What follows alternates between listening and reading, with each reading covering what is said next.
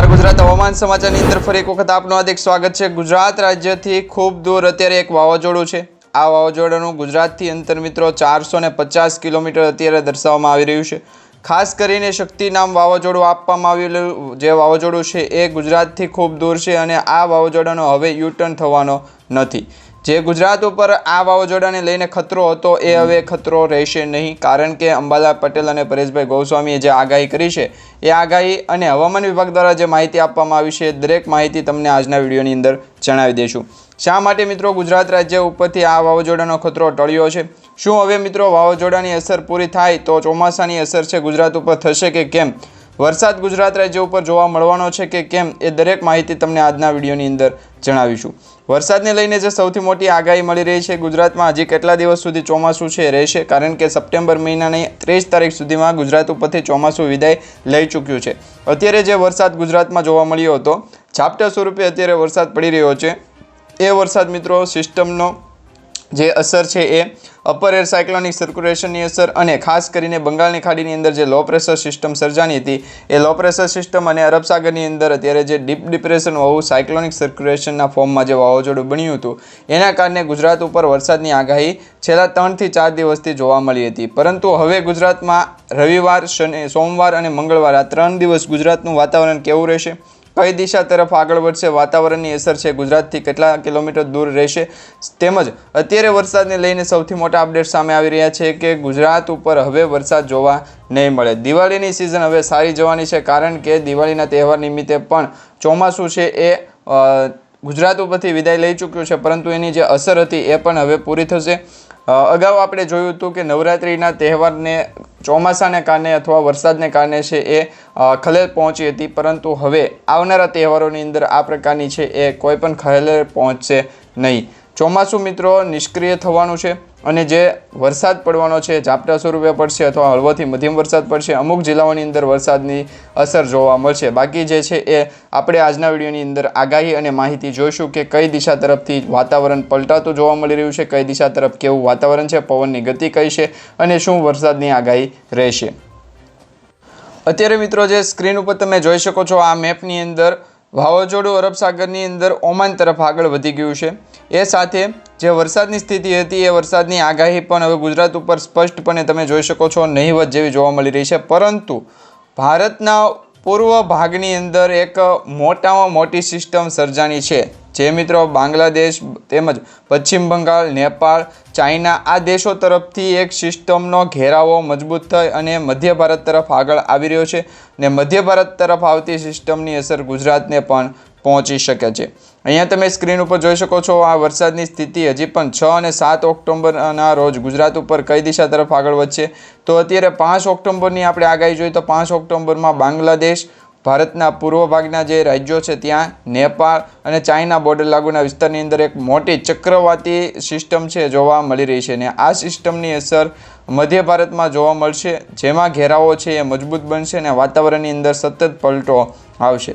તો 5, 6 અને 7 ઓક્ટોબર સુધીની તમે હવામાનની આગાહી જોઈ શકો છો, હવામાન સમાચાર પણ જોઈ શકો છો, જેમાં 5, 6 અને 7 ઓક્ટોબર સુધી ગુજરાતમાં અમુક જિલ્લાઓની અંદર હળવોથી મધ્યમ વરસાદ રહેશે તેમજ મધ્ય ભારતની અંદર વધારે વરસાદની આગાહી રહેશે। આ સાથે મિત્રો એક નવું ચક્રવાતી વાવાઝોડાની અસર છે એ મ્યાનમાર અને થાઈલેન્ડના દેશમાં થઈ રહ્યું છે। અહીંયા તમે સ્ક્રીન ઉપર જોઈ શકો છો મ્યાનમાર અને થાઈલેન્ડના દેશથી વિયેતનામ અને લાઓસના જે દેશ છે ત્યાં એક ચક્રવાતી વાવાઝોડાની અસર છે જોવા મળી રહી છે। આ વાવાઝોડું સીધું જ મિત્રો મ્યાનમાર તરફ થઈ આગળ વધી અને બાંગ્લાદેશ તરફ જશે અને એ બાંગ્લાદેશ તરફથી આવતી સિસ્ટમની અસર બંગાળની ખાડીમાં થશે, એટલે બંગાળની ખાડીની અંદર 8 અને 9 ઓક્ટોબરના રોજ ભારેથી અતિ ભારે વરસાદ છે એ જોવા મળશે। બંગાળની ખાડીની નજીકના જે વિસ્તાર છે એ વિસ્તારોની અંદર ભારે છે એ તારાજી સર્જાઈ શકે છે અને આ સાથે 8 અને 9 ઓક્ટોબરના રોજ ફરી વખત વાવાઝોડાની અસર છે એ બંગાળની ખાડીની અંદર થશે અને ગુજરાત તરફ અરબ સાગરની અંદર 9 ઓક્ટોબરના રોજ ફરી વખત જે શક્તિ નામનું વાવાઝોડું હતું જે પલટવાર થતાની સાથે ઓમાન તરફ જવાનું હતું, પરંતુ સિસ્ટમનો ઘેરાવો છે એ મજબૂત થયો અને સિસ્ટમ યુટર્ન થવાની સાથે આ વાવાઝોડાની અસર છે એ 10 ઓક્ટોબર સુધીમાં ફરી વખત ગુજરાતના દરિયાકાંઠાની અંદર, કરાચીના દરિયાકાંઠાની અંદર અને ખાસ કરીને જે અરબ સાગરના જે અમુક દરિયાકાંઠાનો ભાગ છે કે ત્યાં સાયક્લોનિક સર્ક્યુલેશન બનતા હોય છે, તો એવા ભાગની અંદર આ સિસ્ટમ ફરી વખત ટર્ન મારશે અને જેના કારણે આ સિસ્ટમ છે ત્યાં નબળી પડતી જોવા મળશે અને વરસાદનું જોર છે એ ગુજરાત ઉપરથી દૂર થતું જોવા મળશે। તો આ પ્રકારે અત્યારે માહિતી મળી રહી છે। ખાસ કરીને લેટેસ્ટ માહિતી હવામાન સમાચાર પરથી મળતી હોય છે। ગુજરાત ઉપર વરસાદની આગાહી મળતી હોય છે, પરંતુ બંગાળની ખાડીની અંદર જે લો પ્રેશર સિસ્ટમ સર્જાવાની છે, એ લો પ્રેશર સિસ્ટમની અસર હવે મધ્ય ભારત તરફ આગળ વધશે કે કેમ, તેમજ 24 ઓક્ટોબર સુધી વરસાદની આગાહી ગુજરાત ઉપર છે એ દર્શાવવામાં આવી છે। પરંતુ શું ખરેખર 24 ઓક્ટોબર સુધી ચોમાસું છે એ વરસાદની સ્થિતિના ભાગરૂપે રહેશે કે કેમ, એ તો આપણે આવનારા દિવસોની અંદર માહિતી સ્વરૂપે આગાહી મેળવશું। પરંતુ અત્યારે ખાસ કરીને જે ચક્રવાતી વાવાઝોડાની અસરના કારણે આગામી 3 કલાક ભારેથી અતિ ભારે દર્શાવવામાં આવી રહ્યા છે। એ કયા રાજ્યોની અંદર, કયા જિલ્લાઓની અંદર વરસાદ ભૂકા બોલાવશે, મેઘ તાંડવની આગાહી છે, એ દરેક માહિતી તમને જણાવી દઈશું। તેમજ શક્તિ નામનું વાવાઝોડું છે એ ગુજરાતથી અત્યારે ખૂબ દૂર છે, લગભગ 450થી 500 કિલોમીટરની રેન્જ સુધીમાં આ જે વાવાઝોડું છે એ દૂર પહોંચી ગયું છે। એટલે કે ગુજરાત અને કચ્છ, ખાસ કરીને દક્ષિણ ગુજરાતથી લઈને સૌરાષ્ટ્રના જે જિલ્લાઓ વચ્ચે વરસાદની આગાહી હતી એ આ વાવાઝોડાની અસરના કારણે જ સપ્ટેમ્બર મહિનાના અંતિમ દિવસોમાં જોવા મળી, તેમજ ઓક્ટોબર મહિનાની 2 તારીખ સુધી જોવા મળી। હવે 5 અને 6 ઓક્ટોબરના રોજ ગુજરાતનું વાતાવરણ છે એ સ્પષ્ટ તમે જોઈ શકો છો, ચોખ્ખું વાતાવરણ થશે, જેમાં વરસાદની આગાહી છે લગભગ 2 દિવસ સુધી જોવા મળશે, જેમાં 6, 7 અને 8 આ 3 દિવસની પણ આગાહી છે આપણે જોશું કે 6 તારીખથી 8 ઓક્ટોબર વચ્ચે ગુજરાતના કયા જિલ્લાઓની અંદર વરસાદની સ્થિતિ રહેશે। કારણ કે અપર એર સાયક્લોનિક સર્ક્યુલેશનની સ્થિતિ ઉત્તર ભારત તરફથી આવશે અને આ અસરના કારણે જ જે ગુજરાતના અમુક ઝોન છે એ ઝોનની અંદર વધારે પડતો વરસાદ છે એ ભૂકા બોલાવશે। અહીંયા મિત્રો તમને એક મેપ દર્શાવવામાં આવી રહ્યો છે। ભારત દેશના IMD ડિપાર્ટમેન્ટ એટલે કે ભારત મોસમ વિજ્ઞાન કેન્દ્ર દ્વારા જે વિજ્ઞાન વિભાગ છે એમના દ્વારા જે હવામાન શાસ્ત્ર છે એના અનુસાર એક નકશો જાહેર કરવામાં આવતો હોય છે। એ પ્રકારનો નકશો ગુજરાત રાજ્ય ઉપર છે એ જાહેર કરવામાં આવ્યો છે, એટલે કે ગુજરાત રાજ્યમાં વાતાવરણ છે કઈ દિશા તરફ આગળ વધશે। તો અહીંયા તમે જોઈ શકો છો, ખાસ કરીને કચ્છ છે, બીજી તરફ મિત્રો કચ્છથી આ લોકેશન જે અત્યારે દર્શાવવામાં આવી રહ્યું છે એ જિલ્લાઓની અંદર વધારે વરસાદની આગાહી છે દર્શાવવામાં આવી છે। એટલે સૌથી વધારે વરસાદ દેવભૂમિ દ્વારકાની અંદર, અમરેલીની અંદર, સુરેન્દ્રનગર અને સાબરકાંઠા આ 4 જિલ્લાઓની અંદર સૌથી વધારે વરસાદ છે આવનારા 2 દિવસ સુધી જોવા મળશે, જેમાં 5 અને 6 ઓક્ટોબરના રોજ વરસાદની સ્થિતિ છે મજબૂત રહેશે, વાતાવરણની અસર છે એમાં પલટો જોવા મળશે। હવે મિત્રો આ દેવભૂમિ દ્વારકા છે, અમરેલી છે, સુરેન્દ્રનગર છે અને સાબરકાંઠા છે, આ 4 જિલ્લાઓની અંદર વરસાદની જે સ્થિતિ છે એ મજબૂત થઈ છે, પરંતુ ગુજરાત ઉપર આ 4 જિલ્લાઓમાંથી વરસાદની સ્થિતિ છે એ કઈ દિશા તરફથી આગળ વધશે તો એ તમને સૌપ્રથમ જણાવી દઈએ તો કચ્છ છે, જામનગર છે, રાજકોટ છે, જૂનાગઢ છે અને બોટાદ, આટલા 5 જિલ્લાઓ જે કચ્છ અને સૌરાષ્ટ્ર ઝોનની અંદર 5 જિલ્લાઓ છે એ 5 જિલ્લાઓની અંદર ઝાપટા સ્વરૂપે હળવોથી મધ્યમ વરસાદ પડશે।